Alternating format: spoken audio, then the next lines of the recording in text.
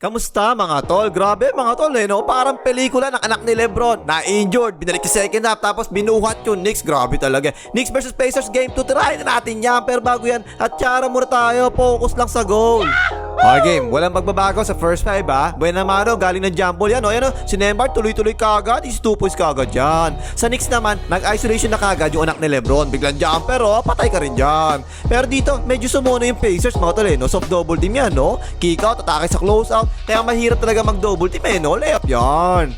At ito yung isa pang matchup na inaantay din natin, di ba? Yung mga dating Raptors OG ano na boys, sinilaksa kasi Pascal Siakol Late call naman yung referee dito, fall ka dyan. Dalawang best nangyari yan mga tol pa isa, pick and roll naman ngayon. Sinilaksa ka na naman ni OG ano na boy, ang lakas mo tol, nice! At dahil meron ng isang foul si Nembhard, ayan sinismit na ngayon tumao sa anak ni Lebron. At ayan na naman nag-pick and roll na naman yung 4 tsaka 5 ng Knicks no? Ang lakas ni OG ano na boy, nakakalabaw, layup yan. Ayan pa isa, nakaw napikean. Sumalaksak si OG ano na boy, sumabay si Tina Turner. Bumaksot si Halle Berry, tingnan nyo nakabaksot no? Pero tingnan nyo, lakas si Frankenstein, talsik si Halle Berry Putback, yung pasok na naman. Tapos ito, nagulat ako dito mga tol bigla sumalaksak si Frankenstein no? Binunggo pa nga yung Tina Turner, nice, meron ko pala niyan tol ito pa isa, ang ganda na pasa ni Frankenstein no? Kumat si OG ano na boy, si 2 points na naman. Bumawi naman kagad si Pascal Siakol. Sinilaksakan din niya si OG ano na boy muti pa mabitawan, yung si 2 points din yan. Pero maganda talaga yung nilalaro ni OG ano na boy ha. Ayan, fast break, kick out, extra pass. OG ano na boy, 4-3, patay ka dyan. 18-10 ang score lang mga Knicks. At syempre, maaga na naman pinasok ng Pacers yung bench nila, no? Sabay naman ngayon si McConnell tsaka si Halle Berry. Si George at Evangelista, gumigit na no? Ang daling pass tuloy niyan, Halle Berry, 4-3, patay ka dyan. Tapos, iba't ibang players ngayon yung tumao sa anak ni Lebron, ha? Pangatlo na to, si McConnell naman ngayon tumao. Trapping defense sila, ang taas, kaya tumutulong na ngayon sa gitna. Nalibre to si DiVincenzo Consalad sa corner, 4-3, patay ka dyan. Ang dami na kasi si Frankenstein, Momentum pa rin to ng Knicks binababa pa lang ng anak ni Lebron. Ayan si Halle Berry yung bantay niya, binuhay na kagad, 4-3, patay ka dyan. 11 na kagad yung lamang ng Knicks, timeout ang Pacers. Pero ito na ang Pacers mga tol, kuyog ng kuyog sa loob yung Knicks, diba? Nalibre rin yung tropa ni Kakashi sa corner, 4-3, Sharingan. Ito pa isa, ganyan talaga mga tol kapag meron ka Sharingan madali mo ma-anticipate yung galaw ng kalaban mo, may Sharingan ka kasi Ayan, natapik na nga, ayun, foul pa nga tuloy si Josh Hart ang lista. Yan mga tol, ang ganda ng nilalaro ng bench players ng Pacers talaga Spain pick si McConnell yan dyan talaga lang mga Pacers sa bench talaga no? Fast break naman dito ang Pacers no look pass ni Halle Berry, nice. Will Smith, 4-3, patay ka dyan. Dalawa na lang ang lamang ng Knicks. At kung napansin nyo, diba, nag-full court pressure ng Pacers no? Alam nyo kung bakit? Kasi nga, maiksi nga kasi yung ginagawa rotation ng Knicks. Pinapagod nila yung violation pa nga Tuloy-tuloy momento ng Pacers dito Ang ganda ng nilalaro ng tropa ng Kakashi. Naka-activate talaga yung Sharingan. Pa isa, tabla na. At ayun, nakasagot na yung Knicks sa wakas. Tumulong si Pascal Siakol pero sinabayan naman ng katang tao niya. Ayan, nice pass, tak-tak. At small lineup yung Knicks dito mga tol wala silang sentro dito Ayan tuloy, dire-diretso si Halle Berry sa loob reverse. Ayan pa isa, pag wala talagang sentro, ganyan talaga no? Offensive rebound yung Pacers, Halle Berry, second chance points, patay ka dyan. Ito pa isa, loob na naman talaga. Normal sila sa tropa ni Kakashi sa loob no? Magpasok kasi ng sentro. Pero tatlong sunod naman, naka-fast break naman ngayon ng Knicks. Sige, sundutan mo na maiwan ka. Yan na nga, layup yan. Ito pa isa, ang bagal na naman bumaba ng Pacers no? Fast break na naman ng Knicks, tak-tak. Kaya yun tapos ng first quarter, 36 all, tabla. Hoy, like mo ilang video ka na hindi na nagla-like Asa ba pamalo ko? Mag-like ka na. Tapos second quarter mga tol, bench pa rin ng Pacers yung nasa loob si McConnell, pula, pasok na naman. Tapos paint pick and roll na naman ng Pacers. Kanina diba, dinaretso na yung McConnell pero this time drop pass naman yung ginawa niya, yung full counted pa nga. Nakakarami na ng assist si McConnell mga tol Takbo na naman ng Pacers, puro bench nila yan Shepard, 4-3, patay ka dyan, assist na naman yan.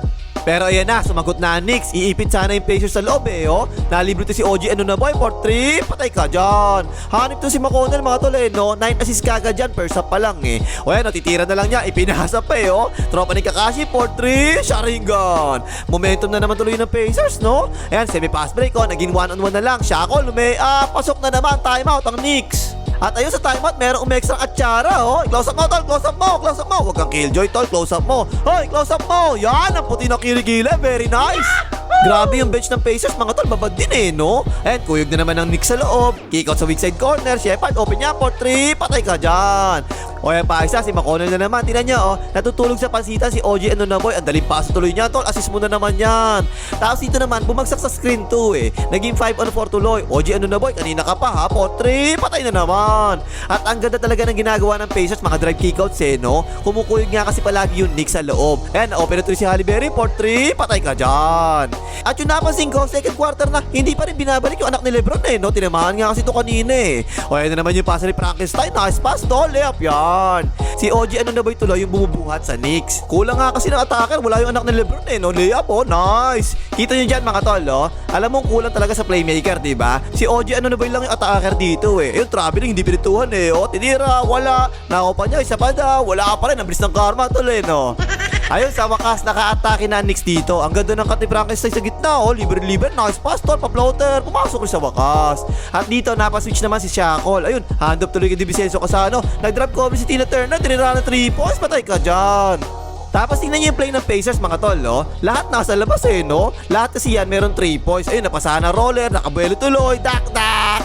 O yan pa, tingnan niyo, puro nasa labas sila, di ba? Pasa-pasa lang sa labas, tinira na kagad ni Halle Berry for 3, patay ka dyan. Takbo na naman ng Pacers dito. Kita pa mga tol sa takbo eh, no? Kita halata, pagod na yung Knicks eh. Pero yung Pacers parang fresh na fresh pa rin eh, no? Bakit? Eh kasi nga, nakapagpahinga yung mga yan eh. Ang tagal sa loob ng bench nila kanina eh. O yan, nice pass, oh, easy 2 points tuloy yan.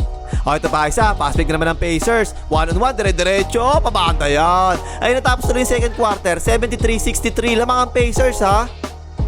Tapos mga tol, third quarter, ayan na oh. Pinasok na yung bida, pinasok na yung anak ni Lebron. Pero ayan na naman ang fast break ng Pacers. So layup na naman, 12 na lamang ng Pacers ha. O ito pa isa, nakaagaw na naman ng Pacers. Kitang-kita mga tol talaga eh, no? Hindi sila pagod eh, no? Takbo na naman, fast break na naman yan. Pero ito na ang Knicks mga tol. Hand up kay Di Vincenzo Salad, under the screen, no? Bigla tuloy tumira ng 3, God bless! At ngayong nandyan na ang bida, yung anak ni Lebron, meron ng playmaker ngayon ang Knicks. Simpleng pick and roll lang yan eh, oh. Umipit ang Pacers sa gitna, iniwanan yung weak side corner, ayun yung pasa, oh. Open niya for 3, back-to-back 3 points yan. At ayan na naman, no, nasa ibabaw si Frankenstein, diba? Tapos ang gagawin nila, kakat sila, nice pass, oh. Ikaw na naman, tol, dak-dak! Ayan pa isa, 4-on-4 fast break oh. Anak ni Lebron lumayup, wala yan. At ayan yung strength na rebounding ng Knicks, diba? Putback yan, no? 5 na lang ang lamang ng Pacers. At ayan sinasabi ko kanina yung attacker, diba? Yan yung talagang kulang kanina eh. Anak ni Lebron tuloy-tuloy oh, may kasamang foul. At ito, tingnan nyo, sobrang dangerous ng pasa eh oh. Pero nako pa rin ni Frankenstein. Ayan na naman, naka-assist na naman siya. Pang-5 assist na niya yan ha, tabla na nga. Tingnan nyo mabuti mga tol, yung pwesto ng depensa kapag nandyan yung anak ni Lebron. Nakabang sa kanya yung depensa eh, no? Kaya pagpasa, inatake kagad yung close out. Isa pang kick out, OG Anunoby sa corner for 3, patay ka dyan. 12-0 run, lamang na ang Knicks. Hindi na makashoot yung Pacers eh. As Tina Turner, inatake close out. Pero sinabi ni OG Anunoby, nice D, tol. Fast break ngayon ng Knicks, pero ang bagal eh, no? Pero ayan, natutulog sa pansitan si Halle Berry. Nice cut, tol. 14-0 run na yan, timeout ang Pacers. At ayun, ipinasok na naman ng Pacers yung bench nila. Tropa ni Kakashi, pumeke, sumalaksak, naharangan ni Tina Turner, nice, pabanda yan. Eto, fast break naman ng Knicks, nakababa kagad yung Pacers eh, oh. Pero diniretso pa rin na anak ni Lebron, tama, no, sabaw. Pero nabawi niya yung sabaw, ipinasa kay OG Anunoby, layup, 7 na lamang ng Knicks. Eto ang ganda oh, inbound ng Pacers, puta tayo oh. Takbo ang Knicks, nako tingnan nyo, na-injured pa ata si OG Anunoby. Pero yun, nako pa rin ng Knicks, putback, pasok naman yan. Ayun, nakasagot na yung Pacers dito, pick and roll, dire-diretso si Halle Berry, lumea, pasok din yan. Pero eto na naman ang bida sa pelikula, anak ni Lebron, pick and roll, sinilaksak, palobo, tumalbog pa ulit, pasok pa rin. O ito pa isa, tingnan nyo yung depensa mga tol, nakatutok talaga sa anak ni Lebron, diba? Kaya andali talaga nakasilaksang ni Joshua at ibang lista dito, wakali, pasok yan. Tapos ito, tingnan nyo yung tropa ni Kakashi mga tol, galing siya sa labas, diba? Binaksot pa nga siya ng anak ni Lebron eh. Pero na-rebound pa rin niya, nice naman, putback pa nga. At ayan na naman yung strength ng Knicks, diba? Rebounding talaga eh. Pag nare-rebound nila syempre, hindi makatakbo ngayon ng Pacers. Ayan na nga ang bida, anak ni Lebron, for 3, tungkap naman yan. Pero bida ay pumasok pa rin, hayop na yan, Eto pa isa, di ba kanina pa nila to ginagawa? Nasa ibabaw si Frankenstein tapos kakat sila na ganyan eh, oh. O ayun na naman ang bida sa pelikula, palobo, pasok na naman. Ayun na tapos ng third quarter, 91-99, lamang na ang Knicks. At ng fourth quarter, ayan na naman ang bench ng Pacers mga tol, no? Kuwig pa rin sa loob, sinabayan ng cut ni McConnell. Ayan easy jumper, nice naman. O ito pa isa, ayan na naman si McConnell, nakasalaksak, biglang jumper, pasok na naman, 2 na lang ang lamang ng Knicks.